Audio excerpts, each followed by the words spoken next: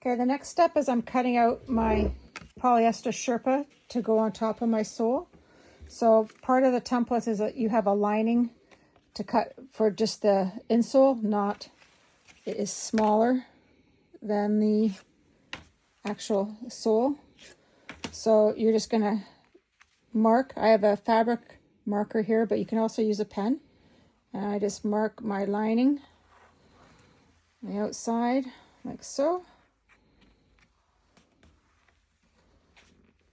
Yeah.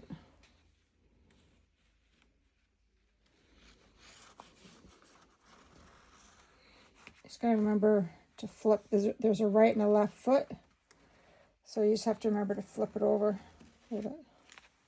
That's good enough there, and you just flip it over. So you have your right and left foot. Pen might be better, but we'll just go with this.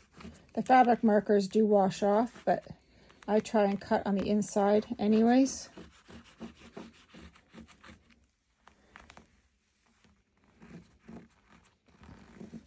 This one's a bit more difficult than normal, so it should just be glide over. Let me just try a pen here.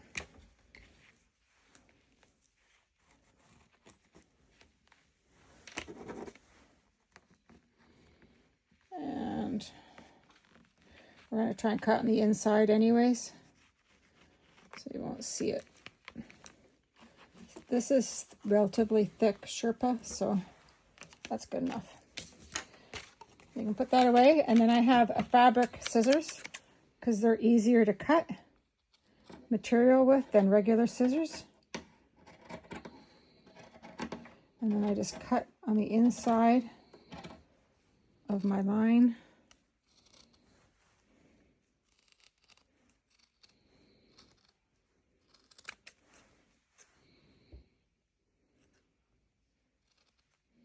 Like so.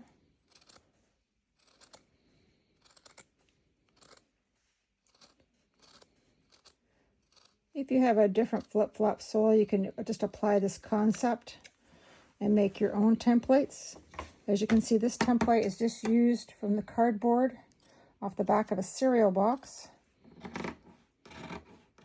And I just label them, nothing fancy.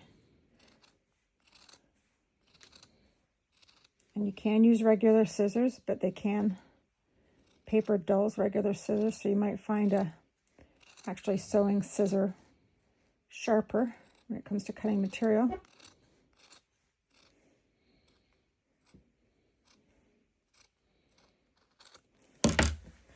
So that was garbage.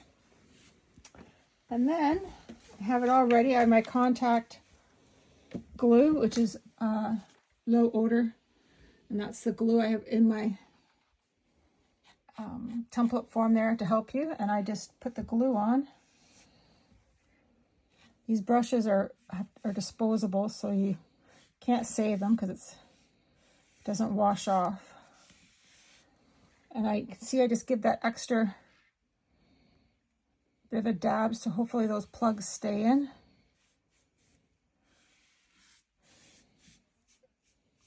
So like so. And you can put a second coat slightly on the back. I don't like it too saturated because you don't want it coming through. Like so. And you kind of want it to the edges is the main thing.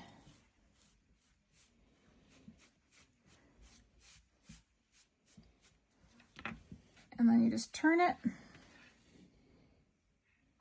and keep it sort of centered. Oops.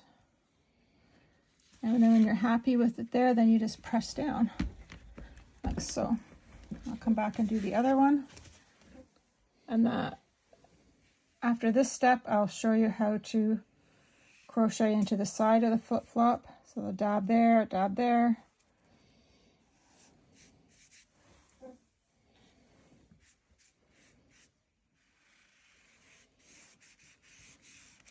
And then turn this over to the wrong side.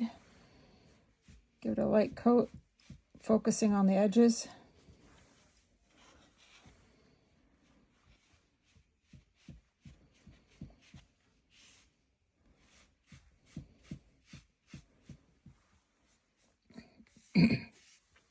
Let me just flip it over. I have one more step on this, but you can do it after. But I'll show you here because I have the scissors here. You just push it down.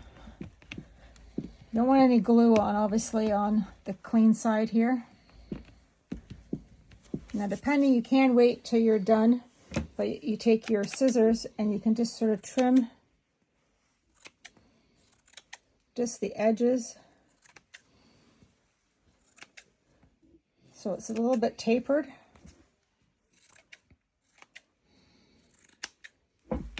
I do this more on the baby slippers or on the leather than I do on these. Just so the yarn sits nicely. Just where you see it a bit. Clean up your edge. And I let that dry. You can let it sit overnight, but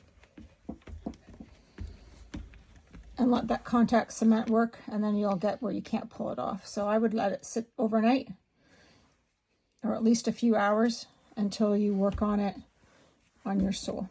Okay, so stay tuned for the next step on doing these flip-flop soles.